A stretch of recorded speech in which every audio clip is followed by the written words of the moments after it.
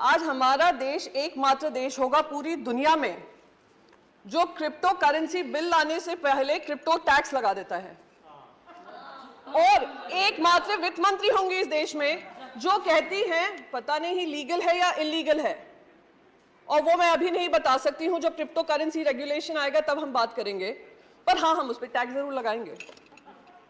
हम उस पर टैक्स भी लगाएंगे, हम उस पर टीडीएस भी लगाएंगे।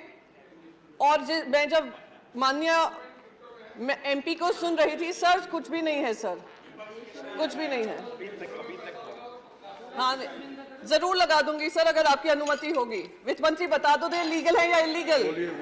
जी, तो मैं यहाँ पर बस ये बात कहना चाहूंगी सर कि हमारा टैक्स भी लग गया उस पर। हमें ये भी नहीं पता कौन सा स्टेटस है उसका, एसेट क्लास है, क्या क्लास में उसके अंतर्गत किया गया है।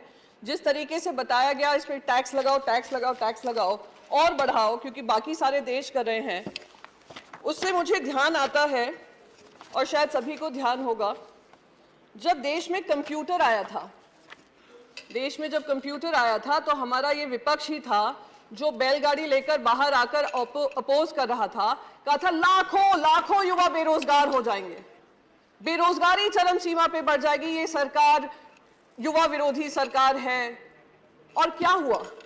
कंप्यूटर आने के बाद अगर किसी देश को सबसे ज्यादा फायदा हुआ, देश के युवाओं को फायदा हुआ, वो भारत के बच्चों को फायदा हुआ। आज हम लोग बड़े बड़े लीडरशिप रोल्स में हैं, दुनिया भर में लीडरशिप रोल्स में हैं, तो उसका फायदा हमारे युवाओं को हुआ। तो बार बार ये कहना कि ये जो है बहुत ही गंदी चीज हो रही है, बहुत ही गलत चीज हो रही है, क्योंकि हमें नहीं समझ में आ रही है, तो ये गंदी ही होगी। ये बिल्कुल मुझे वो बात याद आती है कि बच्चों से कहा जाता है बचपन से ही, और हमारे भारत में ये विशेष करके होता है, तुम अगर इंजीनियर बनोगे, डॉक्टर बनोगे या आप चार्टर्ड अकाउंटेंट बनोगे, वही करियर होते हैं, बाकी सारे करियर गलत होते हैं। और अगर वो करियर गलत है, कोई और कुछ चूज करना चाह रहे हैं, तो उनको रोक जाने की कोशिश की जाती है। अगर रोकते नहीं है तो कहते हैं हम घर के बाहर निकाल देंगे। तो ये बिल्कुल वही हालत हो रही है क्रिप्टो के साथ, क्योंकि हम नहीं समझ पा रहे हैं कि क्या है उसके मंशा, क्या है इंटेंशन, क्या है एम्प्लॉयमेंट जनरेशन की कैपेसिटी, क्या है एनेबलिंग इकोसिस्टम बनने की जरूरत, क्या है वेब 3.0 क्या है। तो इसलिए हम उसको टैक्स भी करेंगे और हम उसका क्रिप्टो रेगुलेशन भी नहीं निकालेंगे। सर, मैं एक चीज यहां पर बहुत इंपॉर्टेंट दूसरी चीज यहां पे कहूंगी।